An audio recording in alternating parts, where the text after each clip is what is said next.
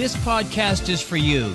Your co-hosts, Ben Dodge and Eric Huso at Effect Epic Consulting, believe that your potential is limitless. Tapping into this potential is how you can affect epic results in your life, relationships, and business. Welcome to the Principles of Epic Growth. Good morning. Great day to be alive, isn't it? I beat you to it this time. Huh? Yes, I you said did. Good morning first. Yes, you did. I was wondering what I was going to say, and that little delay of thought just gave you that open window. So, look, we're not the type that swears. Mostly. But I will tell you, today there is a 4-letter word that to some people is just a horrible curse word. It's just one of the worst swear words on the planet. When I was a kid, especially to young people, right? Absolutely. When I was a kid, this was the worst 4-letter word I could possibly hear. Work. W-O-R-K. That's yeah. right.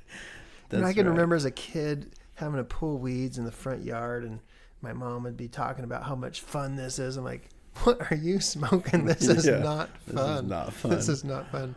Yeah. So today we're going to talk about the principle of work, particularly hard work, and the huge. I mean, I think the value goes without saying. I think everyone can jump on. But if anyone out there can stand up authentically and say there's no value in hard work, then they need to go back and check themselves. So, we're not going to spend hardly any time about the value of good work, good hard work. I think everyone understands what that can do for a person. We'll probably spend a little time there.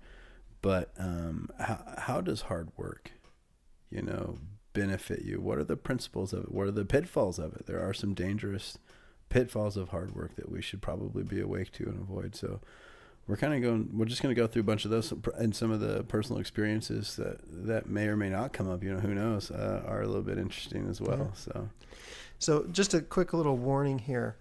You might think, oh, I'm a hard worker and I know everything about hard work and there's really nothing that I can get from this. And the 3 most dangerous words in the English language is I know that, because it shuts you down to the opportunity to learn something new. And so be open to the possibility that there's some element of work that you haven't tapped into yet. And we're not talking about, the purpose of this podcast isn't to get anybody to work harder. Like, people that are listening to this podcast are successful and they're most likely very hard workers, right? So we're not talking about trying to do more and work harder. We are going to share some principles that will give the opportunity for a paradigm shift, the opportunity to see work in a different light, to see work as a more effective tool to leverage influence and power. So the question that you're going to want to ask yourself is, the work that I'm doing creating the results that I seek? Is the work that I'm doing, is the tool that I call WRK, is that leveraging my time and my talents in a way that's producing the epic results that I want in my life, in my financial, in my relationships, in my home with my children?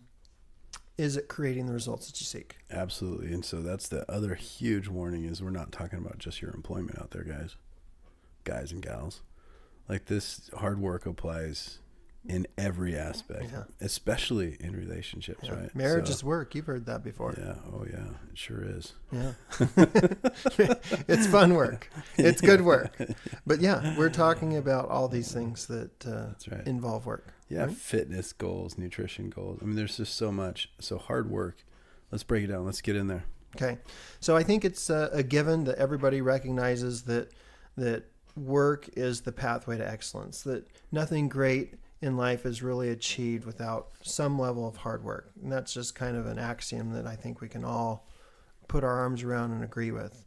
Research shows that your most elite performers weren't necessarily the most talented people, but they put in the 10,000 hours. You've heard that over and over, that emphasizes the importance of hard work and grit and practice and effort and determination and focus. And you just see that. You see that in the professional ranks. You see it with professional musicians. You see it with professional athletes. You see it with scientists and mathematicians, etc. That work ethic and that grit, that commitment, determination really is what separates the pros from the Joes. That's right. I'll take somebody who has, as an employer in a couple different companies, I would take someone who has a good, strong work ethic which is kind of a stupid way to say that, in my opinion. We can talk about it later, but someone who knows how to work hard, let's put it that way. And I would take somebody that has that quality as well as others like determination, grit, and so forth, over anybody that has, some natural talent to doing X, Y, Z. Like, I mean, natural talent is great, I guess, but there's nothing about a person's character inside of talent. Natural talent is great when it's coupled with work. Exactly. And determination. Yeah, exactly. Anything's achievable to those who work hard. Those who don't work hard and only rely on talents, only those things within the scope of their talent is achievable. And even then, often on a much smaller scale than otherwise could be. So always take work ethic, because in my opinion, that the sky's the limit in terms of what's achievable with a person like that. Yeah. Yeah. Work ethic is really one of the fundamental principles to the growth mindset that we've talked about multiple times. We got a whole podcast dedicated to the growth mindset, but that belief in the work ethic tells me that any person can become great. They can become more than what they are with determination and commitment and work. And the reality is it doesn't really take a lot of talent to work hard. It just takes some determination. It takes a commitment. You just have to want to do it. And when you have that want to, it's fun to see a kid turn that switch on and just become a hard worker. Like when you see that light go on in that kid and they just start working, it's awesome. If you're a teacher in a classroom, you see a kid that all of a sudden works hard at that subject and you see the results, it's awesome. If you're a coach and you see an athlete and you see them just turn that switch on and they work hard, if you're a business owner and you just see somebody that just turns the switch on and just produces incredible results, and as a parent, when you see most likely it's your teenagers, right? Because they get into that work sucks mode that we've talked about. When you see that teenager turn that switch on and work hard, like that's so rewarding. Yeah, so I keep thinking of two examples or two different versions of hard work there, and how there's different motivating factors. There's extrinsic and intrinsic motivating factors for working hard.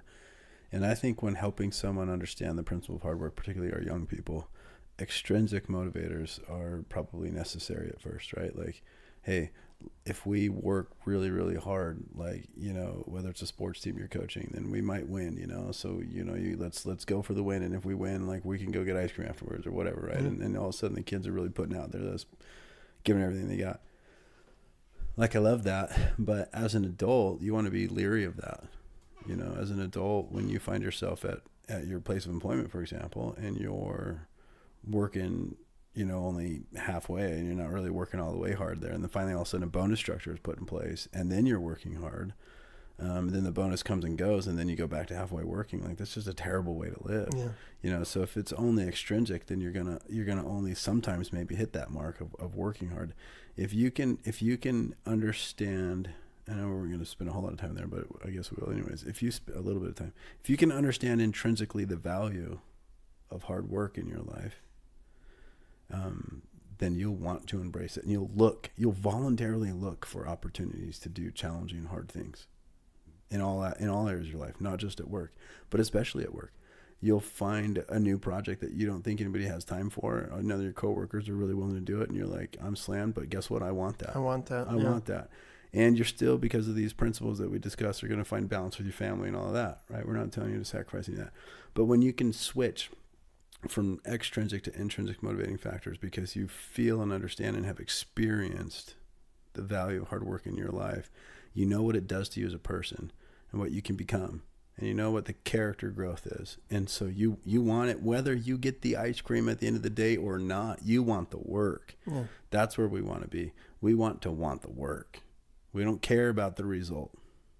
I mean, the results are great, but ultimately you want the work. And here's a huge reason why I was coming up with this example or this thought process, is because in real life, things get real hard, real fast, and instant rewards just aren't realistic in terms of employment or even long-term fitness goal, for example. Like, it takes day in and day out, nose to the grindstone sometimes, super consistent effort with very little rewards, maybe completely unnoticeable, negligible rewards along the way that you can't even see.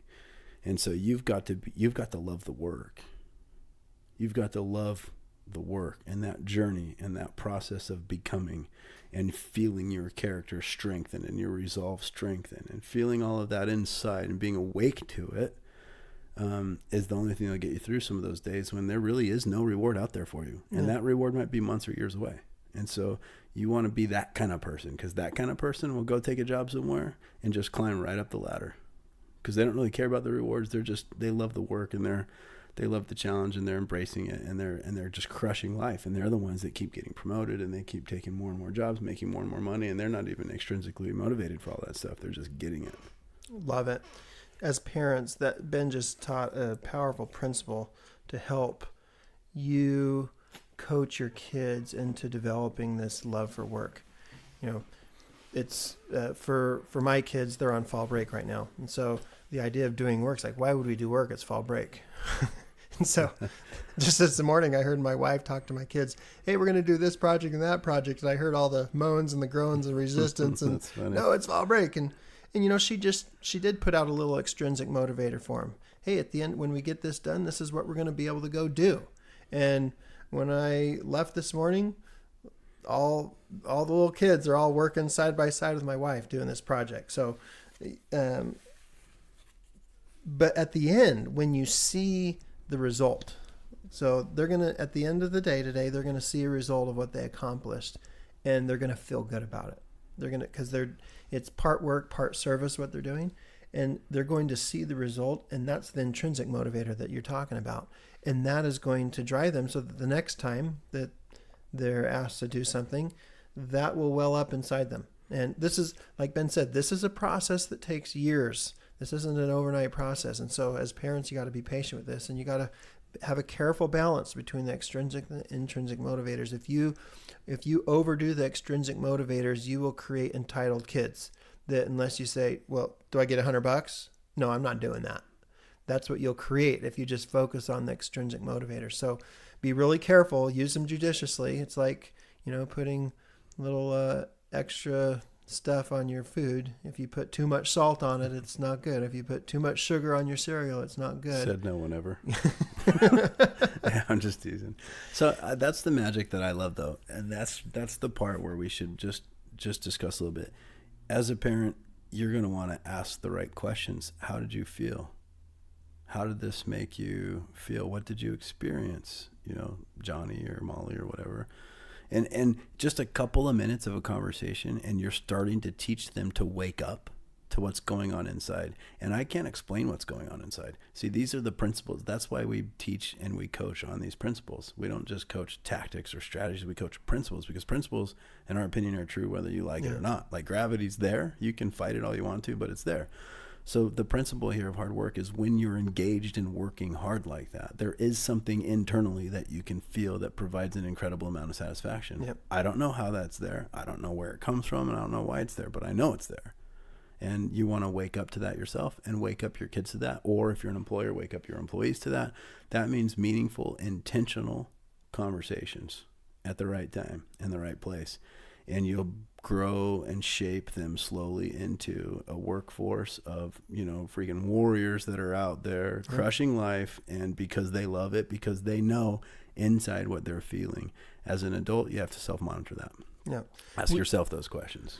We did some surveys last school year with some of our students on their experience in certain classrooms, and we found some really cool things with our math teachers, that our math teachers, when the students were able to do the work, when they were able to solve the problems, they had that feeling of accomplishment.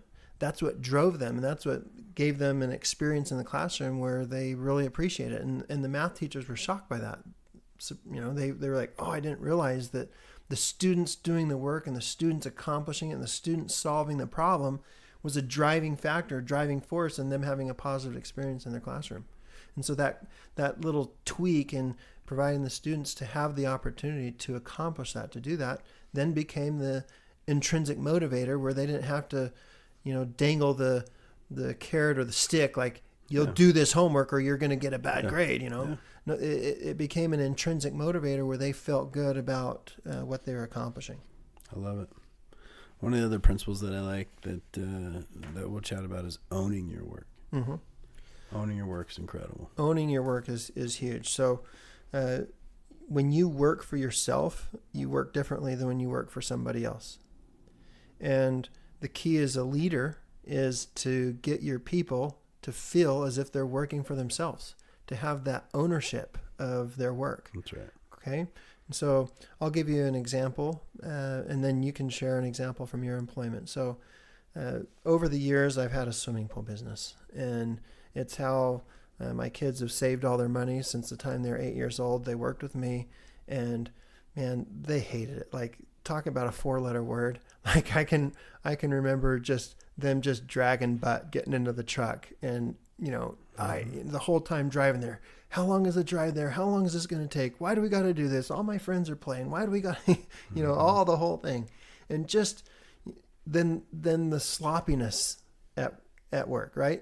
Cutting corners, not doing anything unless dad tells them to do things, and just that whole process and how they've evolved. So now I've got my oldest son who just started his own pool business, and he's got multiple clients. And I just heard from one of his clients, like, our pool's never looked better. Like, we've had this pool guy for years, and it's always been cloudy and never worked right. And here he's just been doing it for a couple weeks, and it's never looked better. The water's clear. This is fixed and that's fixed. And it's like, awesome. It's just awesome. And he owns it now. Like, he has his own little pool business, his own little pool company, and he works differently than when he worked as a 10-year-old. And so as a parent, if you can give your kids the opportunity to own the work, like, this is your work, like, this is you, this is what your opportunity is, then it changes the way they work. That's right. And kids are tricky. I'm not sure many kids will ever come around as a child to owning their own work, but creating those opportunities intentionally for them to be exposed to that is what you did really well as a kid or as an adult with your kids. And likewise, in several of my companies are, with my employees, I have a very non-micromanagement leadership style, to where they have assignments in terms of what their roles are. And that part is clearly defined, and the rest is really entirely up to them. So much so that they generate their own assignments, on different things, and come and report. And they feel like they're in control of their particular role because they are. Yeah. Because I don't want to be in control. Like, that doesn't do me any good. Like, they need to be, and they do really well. I mean, it doesn't work for everybody. And what I mean by that is not every employee likes that pressure. Well, that's not a person that's going to work for me then. Like, I'm going to find somebody that knows how to work hard and that is willing to take on responsibility, and then I'm going to give them that responsibility so that they can own it. And then the kind of work that they do, the quality of work that they do, is just so much better. It's elevated. Yeah, it's awesome. Totally. So really, to work smart, to work in a powerful way, to leverage your time, to leverage your talents that we've talked about earlier, it has to be driven by purpose. It has to be driven by what you're committed to and what your intentions are. So I believe that hard work doesn't necessarily have to make you tired, because when you're working hard towards something that you love, something that you're committed to, then it just generates an energy that doesn't exist if you're working on stuff that you're not committed to. And so hard work doesn't make us tired. A lack of purpose makes us tired. When we're doing things that lack purpose, that aren't connected to things that we're committed to, that's when we suffer the fatigue. That's when we suffer the burnout. Yeah, so the question you ask yourself is, what's my why? Why am I doing this? And if you don't know what you're committed to, then how can you ever answer that? Because they're basically the same question. Knowing your commitments at any given moment, you should be able to rattle off your handful or less, right, of commitments in your life. I just had a thought. Find a podcast where we haven't talked about this. That's a good challenge. Find a podcast where we haven't talked about what you're committed to, and have you written down your commitments? Are they written down on paper, your 2 or 3 things that you are totally committed to? Yeah, or 4 or 5, but it better not be 10. But it certainly better not be 20. I mean, there's just no way you can be that committed to so many different things. And then you'll have to identify the fact that there are some bigger commitments, right? Your global ones that are the 3, 4, 5 or less, right? And then there's sub commitments underneath that, but that's just because they fall into the family of, so keep it to, but yeah, if you don't know what those commitments are in your life, because that's gonna be the guide and the rule of your life, so to speak. That is what you are here to do, so to speak. That's what you're working towards. And in the definition of commitment, it's what you're willing to do anything for, willing to move a mountain, and all the tool you had was a spoon, right? So start digging, and it's going to take forever, and you're okay with it because you're committed to it. Like that's, so hard work, like you say, you know, what's your why? It gives you purpose. Purpose is all the energy you need. Well, you can't even remotely identify what that purpose is without knowing what your commitments are. And I think some of the foundational principles there of hard work is to be absolutely committed, right? You know, you have to know what your commitments are, and then of course you proceed with really clear intention. And intention is another podcast out there, FYI. You guys should listen to it. Go back and listen to that. That's awesome. So what work makes you just driven to create excellence in your life? Like when you do this, like nobody's driving you, nobody's pushing you, nobody's wanting you to do this or that. Like you're just self-motivated, self-driven. Like there's no stopping you. What work is that for you? That's right. That will help you get real clear on what you're committed to. And that's not just employment. In fact, the least of them is probably employment. Yeah, totally. Totally. Yeah. Like, what would you do with your time if you didn't have to work? If money was no object and you had everything that you needed financially, what would you do with your time? Often a question I ask, by the way, in interviewing new employees. Love to get a little insight into their soul with some of that. Yeah. Yeah. What are you going to work hard in if it's not employment related? What are you going to work hard in or at? Because it's working hard is really the process of becoming, right? Yeah. So where is your focus? That one question in an employment interview will really reveal the character of a person. And will they have the kind of work ethic to succeed in a place where they're totally trusted, where they're given responsibility and the opportunity to own it? Yeah, and whatever their answer is, don't accept it. Drill down. Just FYI in a hiring tip. Totally. We have a client now that we're coaching, and hiring is one of those tricky things for this person, and not sure what to ask, and so they just do the standard questions. I think almost sometimes they Google what to ask, like for, and it's like, come on, buddy, let's think about this. But yeah, so let's just for kicks and giggles, let's say what's, if money were no object, what would you really do in your spare time? What are the things that you'd be willing to work hard for, in your spare time if money were no object? That's the really great question. Whatever they say, don't just nod your head and say, wow, that's great, or that's interesting. Why? Why not this? Employers always forget to ask the why not questions. Yeah. Sometimes they'll ask why, and they almost always forget to ask why not. Why not this, this, and this? And when? This? Like, tell me a time when you have done that. Yeah. So you can see if it's just words or if there's really some meat behind it where they've actually done the thing that they're saying they're doing. You'll see real quick whether they're an authentic person too. Yeah. So anyways, love it. We can talk about hiring tips some other day. That'd be a future podcast. That'd be a fun one. Most interviews that I do, the feedback that I get is, I've never had an interview like this. It's different than what I expected. For sure. And when I interview, just in case anybody ever interviews with me someday, if you hear the question, what's your favorite superhero? That means that in my mind, we've concluded the interview and you're never going to get hired.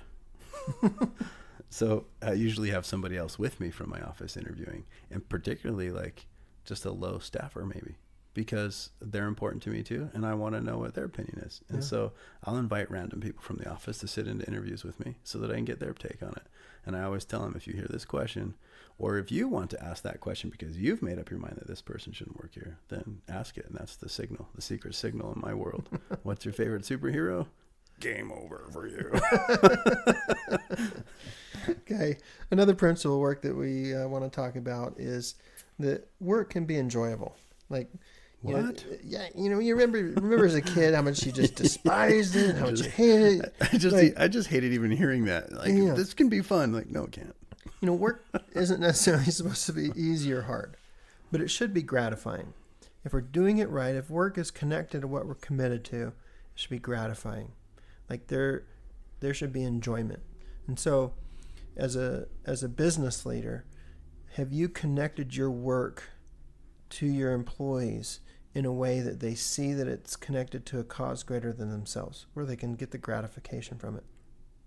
Yeah. That's a huge motivator, especially if you have a bunch of employees that do remedial tasks that could really get lost in the busy work, and this is pointless and this is boring, and my mind can just go off somewhere That's else. right. And like you to paint that picture for your people where they can see that what they're doing is making a difference in the life of somebody. That's and right. what that difference is. That's right. And it's not necessarily the corporate vision statement, guys. Like maybe it is for some people that work for you, but it's not necessarily that. Those two thoughts I have. One is it's not necessarily the corporate vision statement. So what is the cause greater than yourself? What is that employee on an assembly line who screws these particular nuts and bolts on? What does that do for somebody else in the real world? And have them and constantly remind them of what that is and how important it is, so they see that. Then the second thing is along the lines of I totally lost my train of thought. It'll come back to me. It will come back to you. So let me share a story, and then it'll come back to you while I'm telling the story. So I love the book Tom Sawyer, Adventures of Huckleberry Finn. Mark Twain is just an incredible author, right? So you're all familiar with the story of Tom Sawyer, where he ditches school and he goes swimming. It came back to me, but yes, okay, right? yeah, Okay. Tom Sawyer. Yeah. So don't lose it, don't lose it. Okay. Got So he ditches school, he gets busted, he gets grounded, and his consequence from his aunt is he has to whitewash the fence, he has to paint it, and so he's painting the fence, and his friends are, they have free time. It's Saturday, and they're like, that sucks for you, and then he dupes his friends into thinking that he's having fun painting the fence. And he makes his friends pay him. That's so his awesome. friends pay him an apple. His friends pay him little trinkets. All these things. I'll let you paint my fence. I'll let you have this fun with me if you'll give me that apple, if you give me that little thing. So, that's one way that you can make work gratifying. Like you can make work more than just the tedious, I'm going to spend all day today painting this stupid fence. Got it. Okay, so the second thought, thanks for the whitewash fence there, Tom Sawyer. The second thought I had about connecting it to something that's bigger than yourself is some of you might not be employers, but you might be employees. Mm-hmm. So the onus or the responsibility will be on your own shoulders to lead up the chain. So figure out what your role is, and if you have questions, go to your superior and clarify that and figure it out. And then have meaningful conversations where you can connect something bigger than yourself, right? So connect something bigger than yourself with what you do, but lead up the chain and help define something. And maybe it's taking on more responsibility, or maybe it's working in a different department in the company, whatever it is. Maybe it's quitting and finding a new job altogether because it's not in alignment with your commitments and you're not connected to something bigger than yourself. Whatever it is, the onus and responsibility is yours. We're not victims here, right? Like we strive not to be a victim in anything. So if you feel like something's not right there, then it's on you to fix it and go fix it. And that might be getting a different job. Yeah. Having that kind of success that you're talking about, Ben, isn't as much about willpower. It isn't as much about grit and determination as connecting it to that cause greater than yourself so that you can enjoy what you're doing. Like the enjoyment of work that's the intrinsic motivator that will last for a long time. The other things, the grit, the hard work, that's more of an extrinsic motivator where you get the attaboy. We're like, oh, look at him, he's a hard worker. But then that will go away. That will die off. That's only a short-term boost. But connecting it to a cause greater than yourself, that gives it the intrinsic motivation that is long lasting, that person will continue to grow, will continue to push, will continue to exceed what any expectation you had of them. Yeah, I love it. Absolutely love it. I am Mark Cuban, owner of the Dallas Mavericks, member of Shark Tank for those that aren't basketball fans. What's Mavericks is basketball. I was just going to ask what that is. Yeah. You've perhaps seen Shark Tank. Yeah. So Mark Cuban, he taught that when you work hard, you become good. Like, that's how you become good at something, is working hard. And when you're good, you enjoy it more. And when you enjoy something, you'll become passionate about it. And when you're good and when you're passionate about something and you work harder, then good things happen. And so the secret is to find that level of enjoyment and passion in your work so that it can be sustainable over time. Passion in your work, that's a thing? If it's something you're committed to, if you've done the work and That's right. you're working on stuff that is in alignment with your commitments. So that's the whole point, and that's the scary part of this podcast. If we want to be real open with you guys, is that you might be in a place in your life where you're out of alignment. And FYI, there's a podcast on that. Go check it out. But if you're out of alignment with your core principles and values and commitments, there's lots of things you can be out of alignment with. In your current place of employment, then what can you do to fix that? That doesn't necessarily mean quitting. There's a whole lead up the chain scenario, and it's you're a creator. So intentionally create something within your commitments, because what you're committed to is what you're willing to do anything for. So can you create that with your employer? Can you create the role? A corporate language would be like a role definition, yada, yada, whatever. Can you create basically a place for you to work there in job duties and assignments, your role, to where it is something that you're in alignment with? Yeah. And if not, because that's scary enough for some people to have those conversations. It shouldn't be. Embrace it. Go out there. Lead your own life, right? Go out there and have those conversations. And if if nothing comes of it, then you try it and you learn from it and you can experience it. And then you go to plan B, and plan B might be, first looking inward. What can I change in myself? Maybe I've got a really stupid paradigm right now about all this. And maybe this is a great place to work and I'm just, selfish, or I'm greedy, or I'm this or this or that. There's no reason why you shouldn't check internally first, especially when your family's on the line. Like just quitting just because you don't like it anymore, or you don't feel like it's in alignment, is often a bad thing to do without first checking if you can create something different there. Or two, maybe even the first one is really check inward first. Am I seeing this wrong? Is there a way I can see this differently? Can the mission be explained to me in a way that I can stand behind it? Mm-hmm. As a Navy SEAL would say. So yeah, those two things, and then maybe plan C, like your third step would be to potentially look for other employment. Yeah. But only after you've exhausted those other things. And in all the frightening, anxious moments that you can possibly encounter on that kind of a journey, embrace the fact that you're in control of your life, and you'll still feel energized and you'll feel passionate about the journey that you're on because you're in control. The world's happening and you're happening to the world as opposed to the world happening to you. And even if that means some uncertain times here and there, but check yourself there. You can be passionate. And if not, is it internally your fault and are you screwed up? I think I'll go on a limb and say that I think most people have internal paradigm issues that create really big disappointment, frustration at work, and their actual job isn't that bad. Yeah. And they're really not that out of alignment. They're just not looking at it the right way. And so it seems like they're completely out of alignment. It seems like every day is nails on the chalkboard. And that's terrible. Now, I'm also a huge believer of dream big, dream huge. So if you really are out of alignment and there's nothing you can do to fix that, and or there really is better opportunities that you're willing to reach for, and you have those conversations with your family and your family's on board, you have their support, then you move forward and you freaking jump out of that job and go take the plunge somewhere else and hope for the best, But those are those things that you got to be awake to, because I think a lot of adults are pretty unsatisfied with their employment, and you should check inward.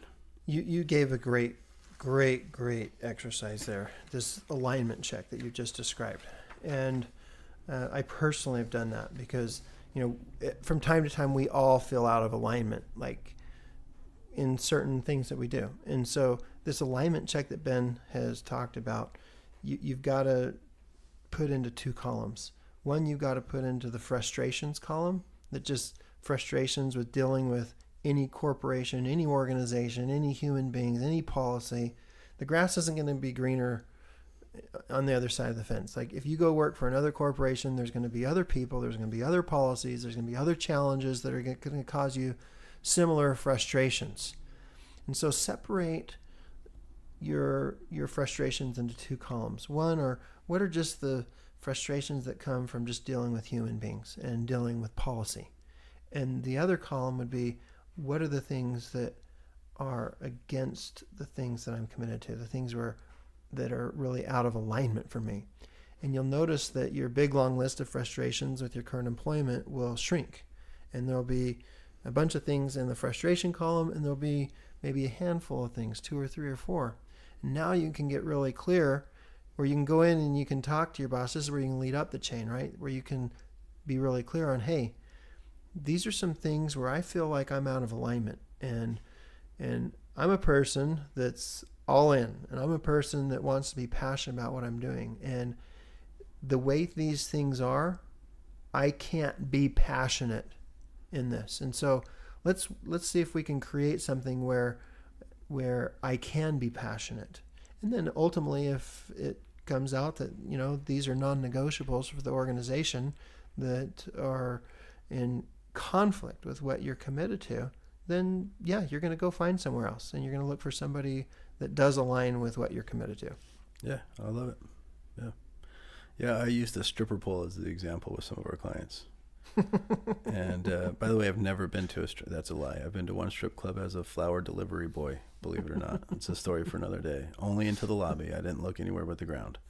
But anyways, the stripper pole is a really good example because I'm guessing, again, I've never seen one in real life, but essentially what happens is if that's not your thing, but you're required to go up there and dance or whatever on that thing, you're going to feel horribly out of alignment. Like, especially if you're really conservative and your ideal job is to sit at a desk and answer the phone, but then your boss says, actually, we have this pole over here and you're supposed to dance on it, and people throw money at you and say rude things to you and this kind of stuff. Like, you would go just freaking crazy because that's just so not in alignment. That's an extreme cheeseball example, but think of it in those extremities sometimes. It's like, that's a circumstance where you jump ship probably, right? That's not something where you can potentially lead up the chain and change.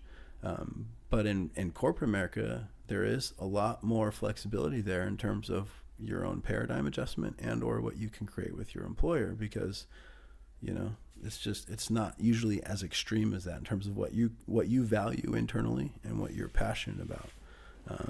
Again, passion. I'm passionate about riding my bike, but I'm not going to go find a job and where all I do is get paid to ride my bicycle. They don't make enough money. but you know what I'm saying? Like, so just because I'm passionate about certain things doesn't mean I should not look at forms of employment that don't measure up to my high level of expectation of what I'm passionate about. Yeah. And you've been able to connect a means to make a significant amount of money to your passion in an indirect way. Yeah, so that's the whole we're creators, right? Yep. So for those of you who don't know, one of the businesses I own is a law firm that's dedicated in 100% entirely to representing only cyclists. That's all we do. Attorneys that represent just cyclists in that business. Because cycling is a passion of mine. So I created that. I couldn't go find a job doing that, and so I had to create that. But yeah. Beautiful.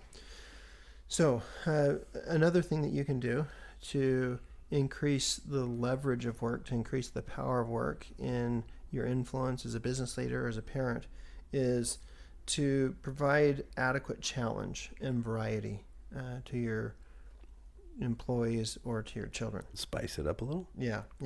So, people are motivated to get work done to the degree that they have confidence in their ability to accomplish the work. So you want to be able to inspire confidence in your people so they can see that they can do the work, that, hey, this is in the realm of possibility. So that's where, you want to be inspirational, where as a coach, where you can inspire your athletes to see that, hey, you can do more than what you're doing. So when people fail, they either don't have the necessary tools or they don't believe that they have the necessary tools to do it. And so you can help somebody believe and have faith in that. And you can go back and listen to a recent podcast on faith, on how faith is that motivator to do that. And that's one of the critical roles of a leader, is to help create that belief and that faith that a person can accomplish just a little bit more than what they're doing. So what you can do is you take an employee and give them opportunities to do just a little bit more. Give them opportunities just to stretch just a bit beyond what their current job description is. That will motivate them, that will push them, that will grow them as a person, help them become more than they are. And just that growth as a person then becomes that intrinsic motivator that keeps pushing them to work hard and accomplish things. And if you work for somebody, then go do that for yourself. Go to your boss and say, I want a little bit more responsibility, a little bit more challenge. I want to grow as a person and employee. I want to take on some more stuff. And they'll go, wow. Can I add to that? If you say that and then you say, what should I do? You've actually just put a burden on your boss, because now he's got to, okay. The more powerful way is to do that and say, I've seen that this could be something that needs to be done. Can I do that? Yeah. Can I take that on too? And it's okay to tell them, because I want to grow. I want to be better. Yeah. They'll be like, wow. Yeah, that's awesome. Beautiful. I love it. So, a couple final principles here. So, I believe that work is always a necessity as a human being.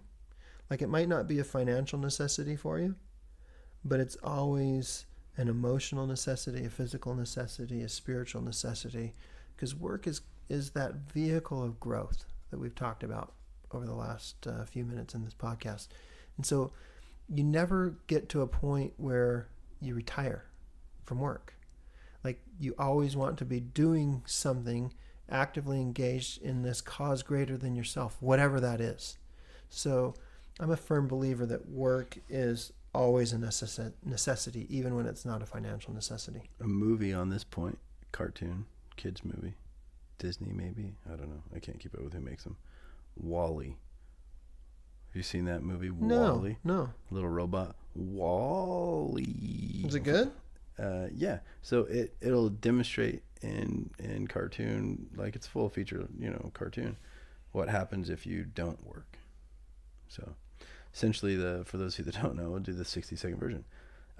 Earth is destroyed by everyone's pollution. It's a little bit biased, I think, towards tree huggers and pollution and stuff. But anyways, the Earth is totally screwed up by pollution. So this corporation sends everybody up into space on a spaceship to live there until pollution and nuclear and whatever goes away, right?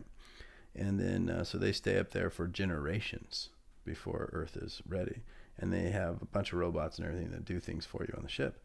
And it got to the point where they just stopped even walking around or anything. They all sit on these little hover chairs, and they're like all 400 and 500 pounds each, right? By the time that the Earth's ready to get cleaned up, and they've never stepped foot in their own lives. They've never walked. They've never experienced gravity. They've never done anything for themselves, mm-hmm. essentially, including simple things like walking. They've never done anything for themselves. So the ship and all the robots on the ship took care of everything. And so they were really handicapped when it was time to come back to Earth. They had to figure out, the value of, we should maybe put some effort into this. And then they were all satisfied and happy, and it was a happy ending. But it's kind of a joke, but in real life, for what would happen if generations went without any kind of requirement to work at all, and everything was taken care of you always, like everything. Your teeth brushed for you by to a degree. We're everything. seeing that. To a degree, we're seeing that right now. We're starting to see the impacts when a generation doesn't have to work hard. Yeah, we're starting to see that. So this last principle I really like. This is this counterfeit. Every virtue has a counterfeit. So this virtue or this principle of work, of good hard work, has a counterfeit. Yeah. So explain the counterfeit for us. Let's give a couple of examples. So if one of your virtues is you're a super patient person, well, the counterfeit of that, which looks like patience but actually creates a non-powerful result, is indecision. Yeah. Another powerful virtue is being strong-willed, but a counterfeit to that would create a non-powerful result is you being blind. You blind to something, not literally without sight. Yeah. Like you just being, it's my way or the highway. Yeah. Okay. Yeah, saying things with so blinders. blind to other possibilities. So what's the counterfeit of work? Work is a powerful virtue. We've talked about all the virtues of work right now. What is the counterfeit of work? Something that looks really a lot like work, but really creates a non-powerful result. Workaholic. Busy. Just staying busy. Yeah. where you can't turn off work, where your whole self-worth is tied to your work ethic. And if people saw you sitting down, or people saw you playing with your kids, or people found out that you went on a vacation with your family, that you would feel bad about that. That's right. Don't get duped with the counterfeit. Yeah. It's really a dangerous thing, because work is like a drug, right? Work is like a drug, and it has its really powerful effects, but it can also create some addictions. And I think people treat it like a drug. They either avoid it like it's some dangerous drug, or there's those that tap into it and they're just totally addicted to it. Yeah. Yeah. It's a powerful drug. So here's some of the dangers of the counterfeit of work, which we call work or being busy. And you'll be tempted to just do more of what doesn't work. Okay. So you have poor relationships at home. And so you don't necessarily like being at home because your relationships at home aren't very good with your spouse, with your kids. And so what do? You work more. You work more. Yeah. Doing more of what doesn't work doesn't work. Yeah. I just said that. Doing more of what doesn't work doesn't work. And that's the danger of this counterfeit we call work, is you'll be tempted to do more of what doesn't work. Yeah, you're just ineffective. Yeah. Another thing that you're going to want to do is you're going to want to eliminate as much busy work as possible. Okay? No one likes busy work, and it doesn't do anything for you. Kids don't like busy work. Like, really, students don't like busy work in classrooms. Employees don't like busy work. Well, and if it's true busy work, then it doesn't really accomplish anything. Yeah. So all you're doing is, that magic behind the principle of work and how you can feel it inside you, and you're strengthening and shaping your character because of the hard work. That doesn't happen in busy work. So like you're killing instead of growing. Yeah. So many policies in governments and so many policies in large organizations and businesses create so much busy work.